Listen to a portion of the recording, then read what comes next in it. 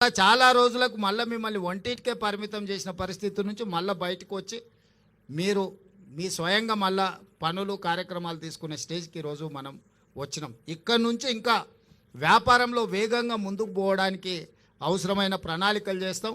నేను chief secretary గారికి అదేవిధంగా దివ్య రాజేంద్రన్ గారికి కూడా నా సూచన ఒకటే, ఈరోజు మీరు రూరల్ అండ్ అర్బన్ రెండింటిని సపరేట్గా చూస్తున్నారు.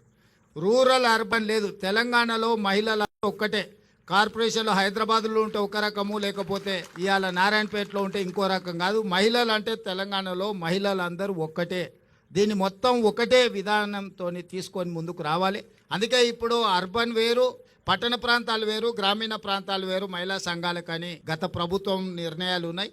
తెలంగాణ రాష్ట్రంలో 1 కోటి మంది మహిళల్ని స్వయం సహాయక సంఘాలలో సభ్యులుగా మార్చాల్సిన అవసరం ఉన్నది. మన చుట్టాలు ఎవ్వరున్నా సంఘాలలో చేర్చండి. 1 కోటికి మనం చేర్చుకోవాలి.